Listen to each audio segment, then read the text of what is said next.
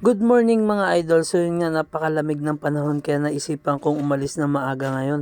Balik bike to work na nga tayo kasi bukod sa wala na akong pera pang gasolina, wala na nga rin talaga akong pera pambili ng pyesa. Biro lang. Talagang nagtitipid ako. Saka kulang na rin kasi ako sa ensayo. So dahil wala pa tayong cycling shoes, nag-sandals na lang muna ako. Tapos ayan, pinunas-punasan ko rin muna tong bike ko dahil napakarami na ring alikabok. Ikinabit ko na nga rin yung mga ilaw, pati na rin yung Cyc Plus M1.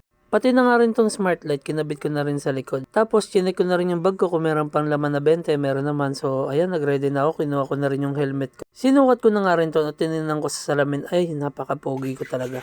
So, ayan, all goods na. At ready na nga rin tayo for ride out. So, chinek ko na rin yung gulong at parang nagugutom ako.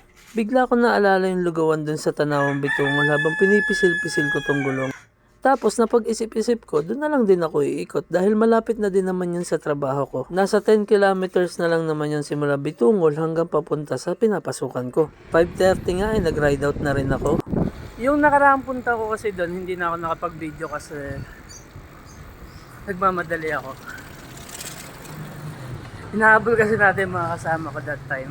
Pero ngayon, solo natin, so makakapag-video tayo.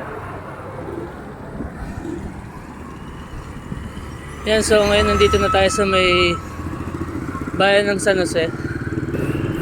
So ayun, nandito na tayo ngayon sa may Sabang Pale. Bale ito, dire-diretsuin lang natin to. Tatagos na tayo ng adventure, then okay na.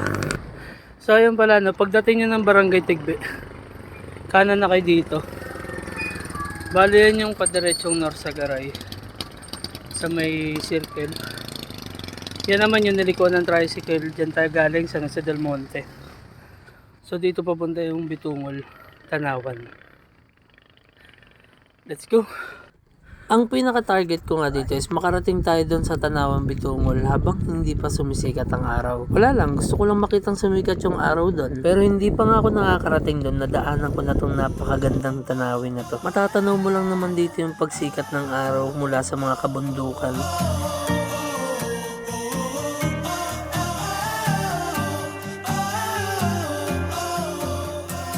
Sarado pa nga pagdating ko dito, so naghintay na lang din ako kasi baka mamaya hindi ko makita yung sunrise. Saglit lang din naman ako naghintay, then maya nakapasok na rin ako dito sa loob dahil dumating na rin sila. Umorder na nga rin pala ako ng kakainin natin ngayong umaga. Palagyan po yung sili sa kabawang. Umorder nga ako ng lugaw, coated egg at isang lumpia. Nagsabay na nga rin ako ng kape para kumpletong-kumpleto na. Mga pupunta nga pala dito, ito yung price list ng mga tinda nila. Bawal nga pala magdala dito ng pagkain galing sa labas. So, dito talaga kayo bibili. Nang maka-order na nga, bumalik na nga rin ako sa table ko. Tapos biglang naisip ko, paano kung mapatid ako, natapon to lahat. Ewan ko ako kasi ganun kasi ako mag-isip. Buti na lang, kinapa ko yung gulong kanina. Kung hindi ako makakatikim ng gantong pagkain ngayon. Alam nyo, isa pang nakaka-excite. Napakaganda rin kasi ng tanawin dito habang kumakain ka. At kung usapang pasarapan naman, ay napakasarap ng pagkain dito, lasang nature. Kain.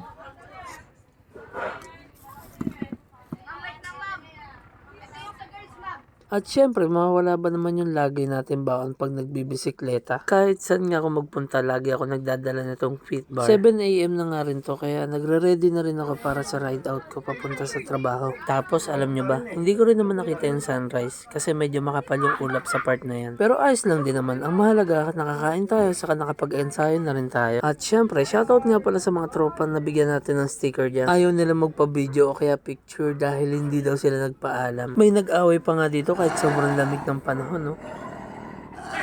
So yan, ride out na tayo mga idol. Punta na tayo sa trabaho. Game. So ayun, maraming salamat sa mga nanood ng video na to at sana isamahan nyo pa ako sa mga susunod kong pupunta.